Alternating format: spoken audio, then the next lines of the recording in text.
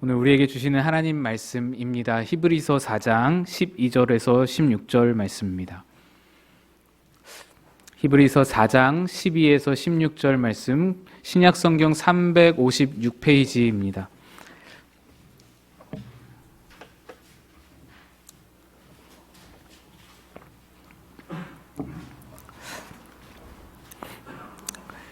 히브리서 4장 12에서 16절 말씀을 우리 교독하여서 읽도록 하겠습니다. 하나님의 말씀은 살아있고 활력이 있어 좌우에 날선 어떤 검보다도 예리하여 혼과 영과 및 관절과 골수를 찔러 쪼개기까지 하며 또 마음의 생각과 뜻을 판단하나니 지으신 것이 하나도 그 앞에 나타나지 않음이 없고 우리의 결산을 받으실 이의 눈앞에 만물이 벌거벗은 것 같이 드러나느니라. 그러므로 우리에게 큰 대제사장이 계시니 승천하시니 곧 하나님의 아들 예수시라. 우리가 믿는 도리를 굳게 잡을지어다. 우리에게 있는 대제사장은 우리의 연약함을 동정하지 못하시리가 아니요 모든 일에 우리와 똑같이 시험을 받으시니로되 죄는 없으시니라. 함께 읽겠습니다. 그러므로 우리는 긍휼하심을 받고 때를 따라 돕는 은혜를 얻기 위하여 은혜의 보좌 앞에 담대히 나아갈 것이니라. 아멘. 기도하겠습니다. 하나님, 오늘도 말씀 앞에 섭니다. 505년 전 마르틴 루터를 변화시켰던 그 말씀이 내게도 능력이 되어서 변화와 새로움과 위안과 안식이 되게 하여 주옵소서. 예수님의 이름으로 감사하며 기도드리옵나이다. 아멘. 오늘은 종교개혁 기념주일입니다. 505년 전 1517년 10월 31일에 마르틴 루터라는 무명의 사제가 비텐베르크 성당 정문에 95개조 반박문을 붙이면서 심하게 부패하여서 썩어서 냄새가 진동하던 당시 교회와 사회 가운데 종교개혁에 불을 지피게 되었고, 그 이후로 엄청난 종교개혁의 불길이 일어나 지금에까지 이르게 되었습니다. 우리는 그렇게 구교에서 개혁된 교회로, 개신교로 이렇게 일컬어지며 지금까지 이르게 되었는데, 그래서 우리를 개혁교회라고 부릅니다. 리포음드 처치라고 부릅니다. 그리고 이 개혁교회들에게는 커다란 모토가 되어지는, 이 종교개혁 이후로 커다란 모토가 되어지는 하나의 표어, 하나의 구절이 있습니다. 그것은 바로 이것입니다. 개혁된 교회는 항상 개혁되어야 한다. 개혁된 교회는 항상 개혁되어야 한다. 교회는 개혁되어서 개혁된 상태로 머무는 교회가 아니라 항상 개혁되어야 한다라는 겁니다. 이 말을 들으면 왠지 뭔가 매일같이 종교개혁을 일으켜야 할 것 같고, 다 바꿔야 할 것, 다 고쳐야 할 것 같은 생각이 듭니다. 그런데 그런 의미가 아닙니다. 항상 개혁되어야 한다라고 했지 항상 개혁해야 한다라고 하지 않았습니다. 내가 누군가를 개혁해야 한다는 게 아니라, 교회가 누군가를 개혁해야 한다라는 말이 아니라 나 자신이, 교회 자신이 개혁되어야 한다라는 겁니다.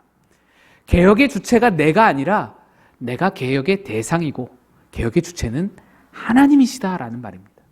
하나님이 날마다 개혁하시는 그 자리 앞에 날마다 나아가서 날마다 깨지고 개혁되고 부서지고 그렇게 변화되어야 갈 존재들이 바로 우리 성도들, 우리 교회된 자들이라는 것입니다.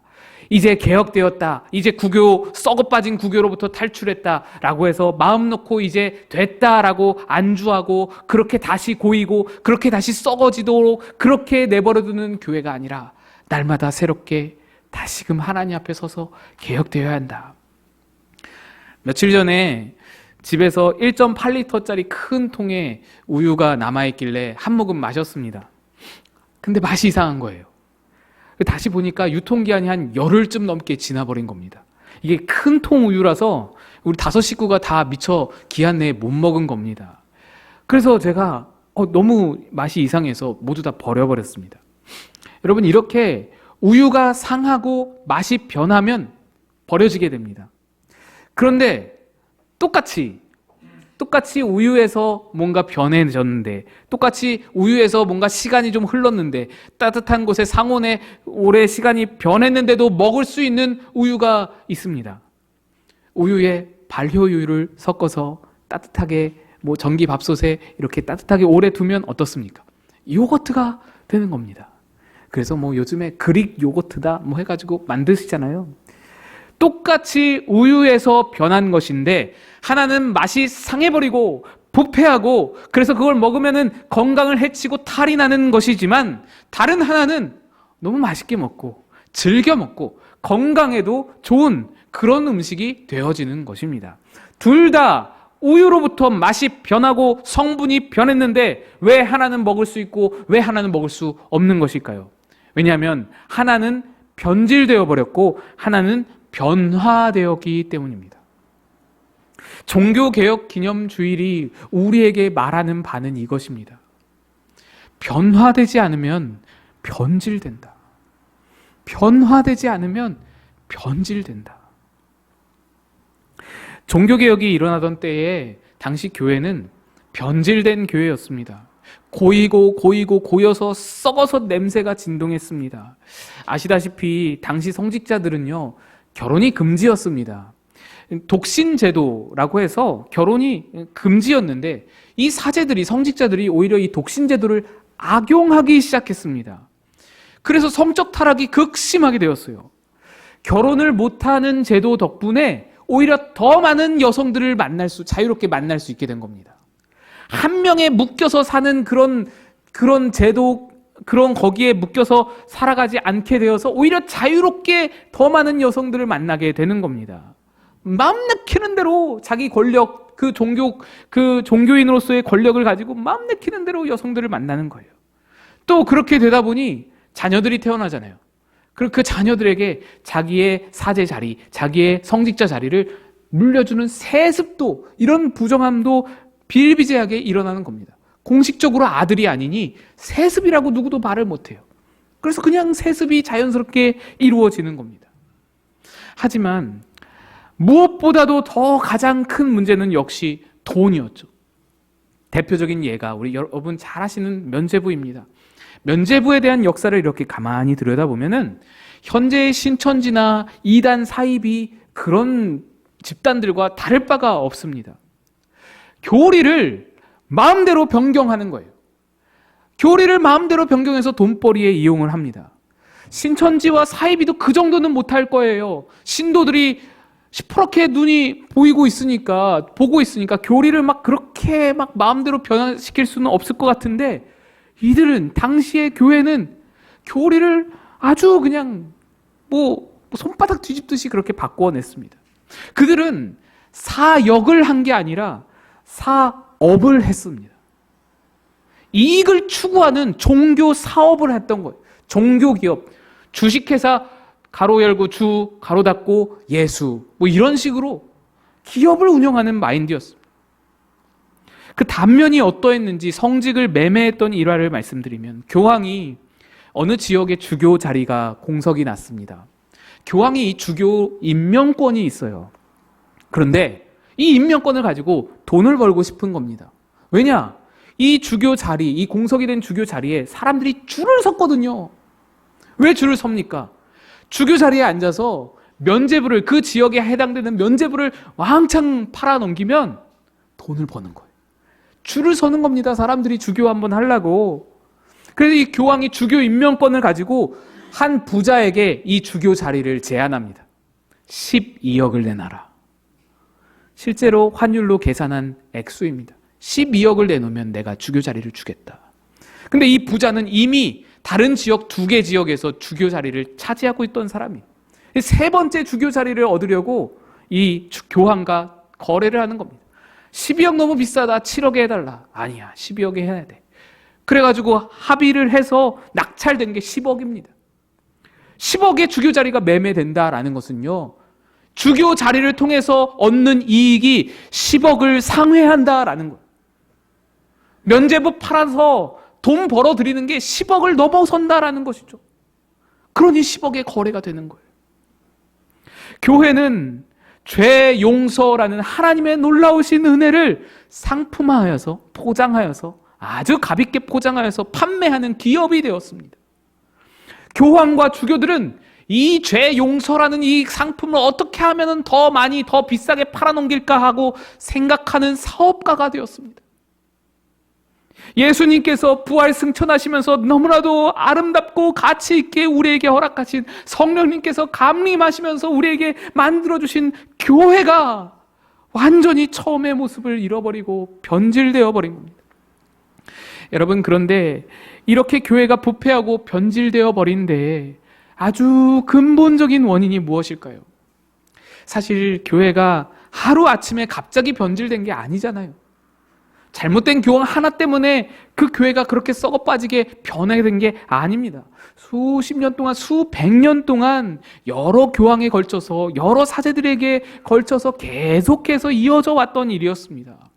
그러면 우리는 궁금하죠. 어떻게 그렇게 긴 시간 동안에 아무도 그들에게 반발하는 자가 하나도 없었고, 왜 성도들은 그런 부패한 교회를 내버려 두었던가? 왜냐하면 일반 성도들에게는 그 누구에게도 성경이 없었기 때문입니다. 당시에는 성경 번역이 금지되어 있었습니다. 모든 성경이 라틴어로 되어 있었어요. 여러분, 라틴어는요, 사용하는 사람이 없었어요. 일상에서 사용하는 국가도 없었습니다. 로마 멸망 후에 라틴어를 사용하는 나라나 국가가 없었어요. 라틴어에 파생되어서 프랑스어, 독일어, 유럽의 다른 언어들이 생겨난 건 맞지만 라틴어, 고전 라틴어를 사용하는 나라는 없었어요. 그러니까 성경이 아니었으면은 진작에 사어가 되었을 그런 언어, 그런 글자였습니다. 그러니 누가 알겠어요? 누가 라틴어를 알겠어요? 게다가 라틴어 성경으로 만들어진 성경은 5억 원이나 했습니다. 그 값이요. 그러니 라틴어를 공부했다고 하더라도 이걸 사 볼 수가 없는 거예요. 엄두도 안 나는 거예요. 그러다 보니까 심지어는 사제들 중에서도 라틴어를 몰라요. 전혀 몰라서 성경을 읽을 수도 없고요. 그런 사제들도 굉장히 많았고, 사실 사제들에게도 성경이 별로 필요가 없었습니다. 그냥 자기 생각대로 말하면 되니까요. 게다가 설교도 라틴어로 주로 이루어졌는데, 그래서 설교 시간이 되면요, 듣는 이도 뭔 말하는지 모르고, 말하는 이도 무슨 말인지 전혀 모르고 그냥 앵무새처럼 떠들고, 그러는 웃지 못할 상황이 매주마다 반복되어 펼쳐졌던 것입니다. 성도들이 성경을 볼 수 없었던 겁니다. 고위 성직자들만의 점유물이 된 거예요, 성경이. 그러니 성직자들이 말씀을 마음대로 왜곡해도 성도들은 그게 왜곡된 건지도 모르는 겁니다. 잘못된 건지도 모르는 겁니다. 이거 뭔가 아닌 것 같은데, 이 정도야 성경이 그렇게 느껴지면서도 진리가 무엇인지 모르기 때문에 따질 수가 없는 거예요. 지적할 수 없는 거예요. 비판할 수 없는 거예요. 중세교회의 전적 타락의 근본 원인은 말씀의 부재였습니다.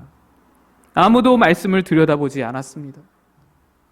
어떻게 말씀을 악용할까? 어떻게 하면 말씀을 이용해서 내 탐심을 취할까? 어떻게 하면 이 종교 사업을 더 확장할까? 이런 탐욕스러운 성직자, 아니 성직의 탈을 쓴 사기꾼들만이 말씀을 들여다볼 뿐, 악한 목적으로 말씀을 들여다볼 뿐이었고, 그 외에는 누구도 성경을 보지 못했습니다. 여러분, 이러한 역사적 사실이 우리에게 말해주는 바가 무엇인가요? 성령님이 세우신 거룩한 교회, 예수님이 피로 세우신 그런 놀라운 은혜의 교회, 아름다운 교회라고 할지라도 말씀을 떠나면 변질된다라는 것, 말씀을 떠나면 순식간에 변질되어 버린다라는 것을 우리로 확인하게 해주는 겁니다. 그러니 우리는 매일같이 말씀 앞에 서야 합니다. 개혁된 교회는 항상 개혁되어야 한다라는 말은, 다시 풀어서 이야기하면, 교회는, 성도라 하면 항상 말씀 앞에 서야 한다라는 것을 말합니다. 말씀 앞에 서야만 변질을 막을 수 있습니다. 내 안에 변질이 이미 진행되었다 하더라도 말씀 앞에 서야만 그 변질을 발견하고 고쳐낼 수 있습니다. 말씀 앞에 서야만 변질을 막아내면서 또한 좋은 쪽으로, 긍정적인 방향으로 변화할 수 있습니다. 마르틴 루터가 종교개혁을 일으켜서 썩어가는 교회를 건져내고 진리로의 변화를 이끌어낼 수 있었던 것은 이 말씀의 능력이었습니다. 루터의 종교개혁 우리가 생각하면 오직 의인은 믿음으로 말미암아 살리라, 이 말씀 한 구절로 여러분 요약을 하게 되겠지만, 사실 루터는 그 말씀 한 구절뿐만 아니라 모든 성경에 심취해 있던 상황이었습니다. 루터는 비텐베르크 대학의 성서학 교수로 임명이 되어서 로마서, 시편, 갈라디아서 이런 성경 말씀을 그냥 공부하는 자가 아니라 강의하는 자였습니다. 그러다 보니 성경을 가까이 하고 싶지 않을래야 않을 수가 없는 거예요. 가까이 할 수밖에 없는 거예요. 성경을 제대로 읽을 수 있는 몇 안 되는 사람이었던 겁니다. 성경 앞에 서서 자기를 제대로 비추어 볼 수 있는 몇 안 되는 사람이 바로 루터였던 것입니다. 그래서 자신이 먼저 변화되고 이웃을 변화시킬 수 있고 나아가 교회와 사회와 전 세계를 변화시킬 수 있었던 그 모든 동력이 바로 말씀에서부터 시작되었던 것입니다. 말씀 앞에 자기가 섰기 때문에 변화할 수 있었던 거예요. 루터만이 아닙니다. 당시 부패한 교회상에 맞서서 의식 있는 사제들이 유럽 각지에서 뜨문뜨문 일어나고 있었던 상황이었습니다. 근데 그들이 그렇게 교회에 맞서서 일어날 수 있었던 것도 다 성경을 접하면서 시작되었습니다. 성경을 보니 다른 거예요. 성경을 보니 교황의 말과 다른 거예요. 성경을 보니 교회에서 이야기하는 것과 다른 거예요. 성경을 통해서 뭔가 잘못된 것을 깨달은 자들이 일어나기 시작한 겁니다. 그런데 안타깝게도 루터 이전까지의 모든 종교개혁은 교황의 탄압으로 다 실패했습니다. 존 위클리프, 얀 후스, 너무나 훌륭한 분들이 성경을 통해 일어났었는데 이단으로 탄압받고 화형에 처해지는 끔찍함을 겪었습니다. 그런데 이들이 개혁을 일으켰던 그 근거가 바로 성경이라는 데 의미가 있는 것입니다. 그들은 대학을 나오고 언어를 배우고 성경을 배우면서 교회가 틀린 것을 알았습니다. 교황제도가 말도 안 되는 일이라는 것을 알게 된 것입니다. 성경이 그들을 가르쳐주고 그들을 변질로부터 막아내고 변화시킨 겁니다. 잘못돼도 너무 잘못되고 있음을 성경을 통해서 알 수 있었기 때문에 가만히 있을 수 없었습니다. 그래서요, 여러분, 루터를 포함한 초기 종교개혁가들이 개혁을 일으키면서 가장 중점적으로, 가장 우선적으로, 가장 빠르게 시급하게 해야 했던 일들이 무엇이었냐? 바로 성경 번역이었습니다. 모든 종교개혁가들이 개혁을 시작하면서 공통적으로 공감했던 부분이 바로 그거예요.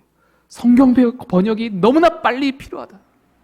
하루빨리 성도들에게, 하루빨리 저 서민들에게, 무지한 자들에게 성경을 번역하여서 자기 말로 번역하여서 모국어로 번역해서 빠르게 쉽게 다가갈 수 있도록, 값싸게 접근할 수 있도록 배급하는 것이 가장 시급하다. 이렇게 성경 번역 작업이 루터 이전 세대부터 있었던 덕분에 많은 사람들이 성경을 모국어로 접하기 시작했고, 그 덕분에 루터와 함께 종교개혁의 불씨를 횃불로 바꾸어낼 수 있었던 것입니다. 여러분, 그래서 개혁된 교회는 항상 말씀 앞에 서야 하는 것입니다. 말씀 앞에 서야 변질을 막고 변화될 수 있는 겁니다. 오늘 본문은 하나님의 말씀의 능력을 소개합니다. 12절을 보시면 하나님의 말씀은 살아있고 활력이 있어 좌우에 날선 어떤 검보다도 예리하여 혼과 연과 관절과 골수를 찔러 쪼개기까지 하며 또 마음의 생각과 뜻을 판단하나니라고 말씀합니다. 하나님의 말씀을 묘사하는데 예리한 양날의 칼로 묘사합니다. 에베소서에서도 바울이 그렇게 말하죠. 하나님의 말씀은 성령의 검이다. 하나님의 말씀은 칼의 역할, 검의 역할을 하는 겁니다. 이 칼은 마치 의사의 손에 들린 메스와 같습니다. 그런데 의사의 손에 들린 것이 아니라 홀로 살아있어서 활력이 있는 칼인 것입니다. 또 12절 마지막에는 이렇게 말합니다. 마음의 생각과 뜻을 판단하나니. 여기서 판단한다라는 말은요, 우리를 스캔한다라는 뜻과 같습니다. MRI 찍는 것을 생각하시면 됩니다. CT를 찍는 것을 생각하면 됩니다. 내 내면에, 내 영혼에 무슨 문제가 있는지 하나님의 말씀이 스캔한다라는 겁니다. 그래서 찍어서 문제가 발견되었습니다. 그리고 하나님의 말씀은 예리한 칼날, 메스와 같다라고 했습니다. 자, 이제 내 내면에 영혼에 문제가 발견되었고 메스가 있습니다. 그러면 어떻게 할까요? 이게 무엇만 남았나요? 수술만 남은 것이죠. 혼과 영과 관절과 골수를 찔러 쪼개기까지 한다. 이 말이 바로 수술한다라는 말입니다. 하나님의 말씀은 메스와 같아서 또한 우리의 모든 내면의 상태들을 다 판단할 수 있어서 그 MRI를 찍어 우리의 문제를 도려내고 수술하는 능력이다라는 것입니다. 이게 하나님의 말씀의 능력입니다. 이게 하나님의 말씀입니다.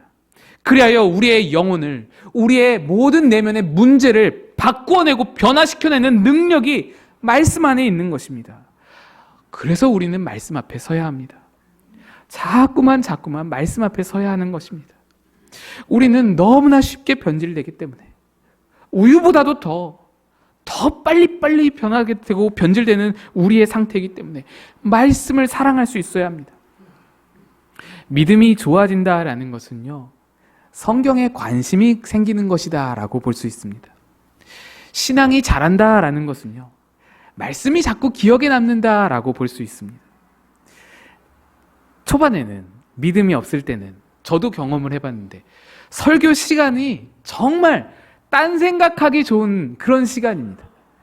교회만큼 딴 생각 잘나고 공상하기 좋은 곳이 또 따로 없습니다. 또 그렇게 잠이 잘 옵니다. 저도 40평생 교회만큼 잠이 잘 오는 그런 공간을 가본 일이 별로 없습니다. 목사님 설교가 이 백색 소음으로 잔잔하게 들리잖아요. ASMR 하듯이 이 백색 소음으로 잔잔하게 목사님 설교가 지속적으로 가만히 들려오니까 편안하죠. 백색 소음 들려오죠. 따뜻하죠. 한숨 잠자기 딱 좋은 것입니다. 그런데 이 믿음이 점점 생겨나면서 말씀에 관심이 가기 시작합니다. 설교가 귀에 들어오기가 이제 시작하는 거예요. 들어올 뿐만 아니라 주중에도 설교에서 딱 내 마음을 건드렸던 말씀이 자꾸만 생각이 납니다. 이 말씀 걸린다. 이 말씀 남는다. 이거 생각난다. 그러다 보니 자꾸만 말씀을 들여다봅니다. 자꾸만 말씀 앞에 서고 싶습니다. 말씀으로 내 삶이 변화되는 것을 즐기게 됩니다. 내 말씀으로 내 삶이 이렇게 역동적으로 하나씩 고쳐져 나가는 것이 재밌습니다. 기쁩니다. 행복합니다. 그래서 말씀 앞에 서는 것을 즐기게 되는 겁니다. 그런데 그러다가 한 가지 걸리는 게 생기죠. 지속적으로 말씀 앞에 서다가 그렇게 해서 그것을 즐기다가 어느 순간 부담이 되는 경우가 있습니다. 고민이 생기는 거예요. 말씀이 내 심령을, 내 영혼을, 내 연약함까지 적나라하게 MRI로 찍어버리니까 부담이 됩니다. 걸립니다. 마음에 불편함이 생깁니다. 말씀이 내 연약함을 자꾸 발견하는 거예요. 쉽게 분노하는 내 연약함, 쉽게 짜증내는 내 연약함, 또 작은 일에도 쉽게 염려되는 내 연약함, 쉽게 두려움에 빠지는 내 연약함, 게으름의 연약함, 미움과 시기와 질투하는 마음의 연약함, 이 모든 게 다 우리가 가진 인간의 연약함인데 말씀이 그걸 자꾸만 들추어내는 거예요. 말씀 앞에 서기 전에는 이게 별로 문제가 안 됩니다. 사람이 다 그런 거지 뭐. 안 그런 사람 어디 있어? 이렇게 그냥 넘길 수 있는 그런 작은 문제들인데 말씀 앞에 서면 이게 다 문제로 느껴지는 거예요. 다 연약함으로 보여지는 거예요. 이걸 바꾸어내고 싶은 거예요. 고쳐내고 싶어지게 되는 거예요. 그래서 이 연약함, 이 자꾸만 넘어지는 그런 나의 모습 때문에 무언가가 도움이 필요하게 됩니다. 나 혼자는 안 되겠다. 말씀 앞에 서서 문제를 자각했는데 도움이 필요합니다. 이거 나 혼자서는 절대로 안 되겠어요. 문제를 해결할 수가 없는 겁니다. 누군가의 도움 없이는 변화된 삶으로, 올바른 삶으로 살아갈 수 없음을 발견하게 되는 겁니다. 그러면서 도움을 절감하게 되는 겁니다. 그래서 오늘 본문에 말하는 바가 그것입니다. 말씀 앞에 서보니 내 연약함이 발견되어 대제사장을 찾게 된다라는 거예요. 그것도 우리의 연약함을 동정하시는 그 대제사장을 찾게 된다라는 것입니다. 14절 15절이 그 말씀하시죠. 그러므로 우리에게 큰 대제사장이 계시니 승천하시니 곧 하나님의 아들 예수시라. 우리가 믿는 도리를 굳게 잡을지어다. 우리에게 있는 대제사장은 우리의 연약함을 동정하지 못하실 리가 아니요 모든 일에 우리와 똑같이 시험을 받으시니로되 죄는 없으시니라. 이 연약한 나, 너무나도 자주 넘어지는 나, 문제가 많은 나, 문제투성이인 나, 이 보잘것없는 나라도 끝까지 참아주시고 이런 나를 이해해 주실 수 있으며 긍휼히 여겨주시는, 도와주시는 분, 때를 따라 돕는 은혜를 베푸시는 그분께 나아갈 수 있게 되는 겁니다. 이 역할을, 이렇게 주님께 나아갈 수 있도록 돕는 역할을 말씀이 해주는 거예요. 여러분, 문제가 드러나지 않으면요, 주님을 찾지 않습니다. 주님을 찾을 필요가 없습니다. 내 연약함이 드러나지 않으면 예수님께 나아갈 생각 자체가 잘 안 들어요. 예수님도 말씀하시죠. 병든 자라에게야 의사가 쓸데있다. 예수님이 그 말씀 하셨습니다. 자신의 삶에 문제의식이 없으면 예수님께 나아갈 생각 자체를 못하는 거예요. 그냥 구원받았고 교회 다니고 복 받고 잘 살면 됐지 뭐 맨날 예수님 찾을 필요 있나, 그런 생각이 들면서 주님께 나아갈 생각이 잘 안 드는 겁니다. 그런데 말씀 앞에 서는 자는 내 안에 문제가 자꾸만 보이게 되고 그 문제로 나를 예수님께 이끌어가게 되는 겁니다. 그래서 우리는 연약하더라도, 참 잘 넘어지더라도 말씀 덕분에 은혜의 보좌 앞에 담대히 나아갈 수 있는 그런 하나님의 사람이 될 수 있는 겁니다. 거기서 주님을 만나게 되고요, 그로 인해 연약함으로 슬펐던 마음이 위로를 받게 되고요, 거기에서 주님을 만나 연약하여 실망했던 마음이 힘을 얻게 되고요, 다시 한번 내 연약함을 뛰어넘을 용기와 담력이 생기게 되고요, 은혜의 보좌 앞에 나아가 주님과 함께 두려움을 물리치고 염려를 물리치고 능력으로 살아갈 힘을 얻게 되는 것입니다. 마르틴 루터는요, 말씀으로 변질된 것을 도려내고 변화를 겪으면서 말씀을 통해 연약함을 도와주시는 대제사장이신 주님을 만날 수 있었습니다. 말씀 앞에 섰을 때 이게 가능했습니다. 사실 마르틴 루터는 종교개혁이라는 이 커다란 어마어마한 일의 중심에 자기가 서 있다는 것을 너무나 부담스럽게 느꼈어요. 굉장한 부담을 느꼈습니다. 여러분, 매년마다 겪으시겠지만 매년 보시면 종교개혁 기념주일, 종교개혁일, 그날이 항상 보면 할로윈데이랑 겹칩니다. 어제도 이 새벽에 큰 사고가 있었던 것을 제가 뉴스로 접했는데, 그게 할로윈데이 축제 파티잖아요. 할로윈데이랑 종교개혁일이 항상 겹치는 거예요. 여기에 이유가 있습니다.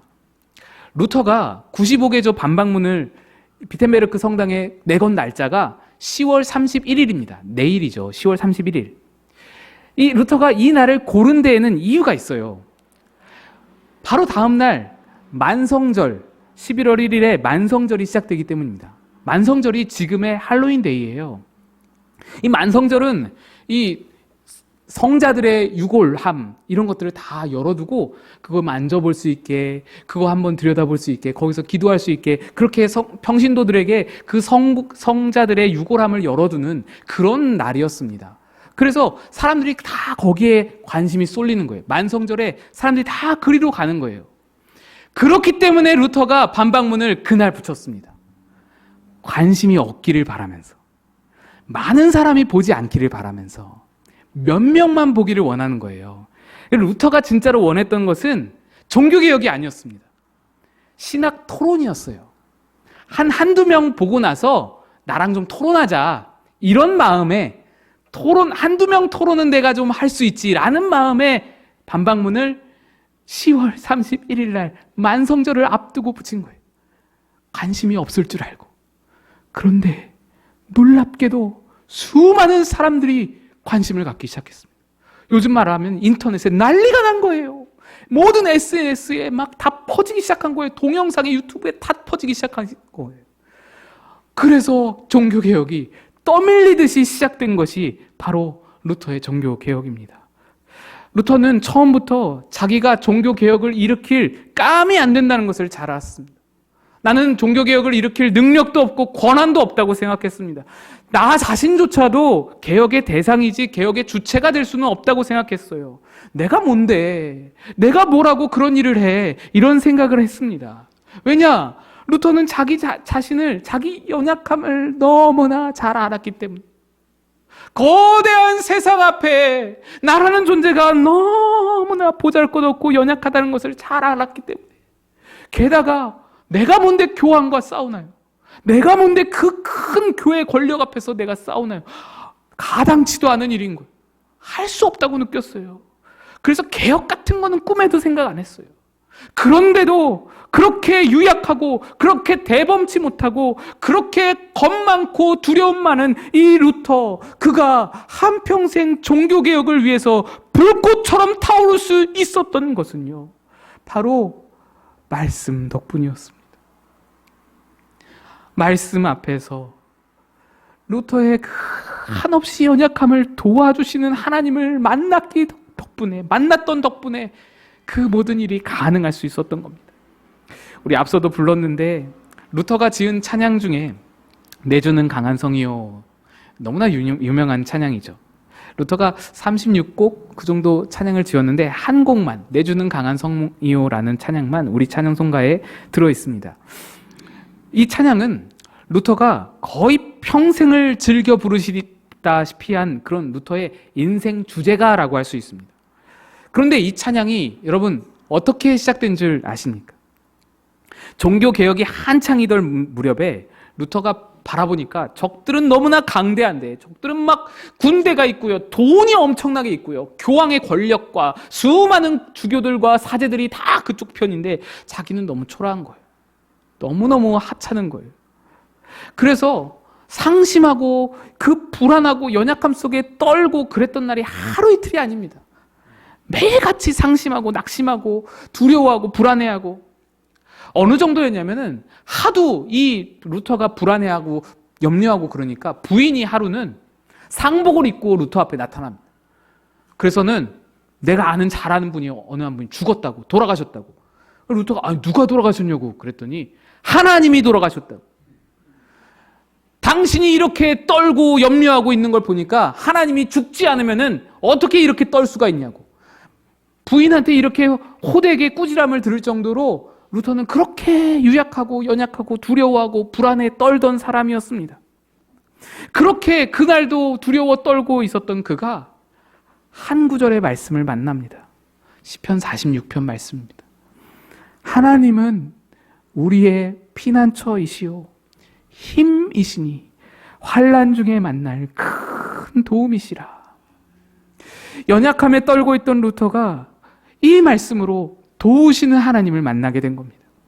긍휼히 여기시는 분, 때를 따라 돕는 은혜를 베푸시는 그 대제사장이신 예수님을 만나면서 그가 다시 일어났고, 그 길로 작시하여서 하나님은 우리의 피난처, 하나님은 우리의 힘, 환난 날에 우리의 큰 도움, 이 가사로 찬양을 지어서 내주는 강한 성이요가 탄생하게 된 것입니다. 그래서 이 찬양 가사에 보면 루터의 그때 심경이 절절히 녹아 있습니다. 1절 보시면 내주는 강한 성이요 방패와 병기 되시니 큰 환난에서 우리를 구하여 내시리로다. 그러나 상황이 어때요? 옛 원수 마귀는 이때도 힘을 써 모략과 권세로 무기를 삼으니 천하에 누가 당할 수 있으랴. 너무너무 약해 보이는 거예요. 내가 내 힘만 의지할 때는 패할 수밖에 없도다. 나는 약하다는 거예요. 이 무게와 권세를 삼은 저 옛 원수 마귀 앞에 나는 너무나 약하다는 거, 내 약함을 잘 안다는 겁니다. 그런데 힘 있는 장수 나와서 날 대신하여 싸우시네. 이 장수가 누구신가? 주 예수 만군의 주시로다. 내 연약함을 아시며 내 대제사장 되셔서 날 긍휼히 여기시고 때를 따라 돕는 은혜를 베푸실 분, 그분이 날 대신하여 싸우시는데 당할 자 누구랴? 반드시 이기리로다. 여러분, 세상 가운데서 연약함을 느끼십니까? 하나님의 말씀 앞에 서시기 바랍니다. 경제 위기가 오고 크나큰 어려움이, 흔들림이 여러분 앞에 서 있습니까? 여러분을 흔들고 여러분을 무너뜨리려고 하고 있습니까? 하나님 말씀 앞에 서십시오. 하나님의 말씀 앞에 설 때에 연약하지만 나는 너무나도 나약하고 유약하고 루터처럼 보잘것없는 자이지만 하나님 말씀 앞에 설 때에 강하여질 수 있습니다. 하나님의 힘을 내 힘으로 삼을 수 있는 것입니다. 나를 변화시키는 말씀, 나의 연약함을 깨닫게 할 말씀, 나를 변질시키지 않을 말씀, 그 말씀 앞에서 더욱 주님께 가까이 나아가시는 그런 저와 여러분 다 되시기를 주님의 이름으로 축복드립니다. 기도하겠습니다.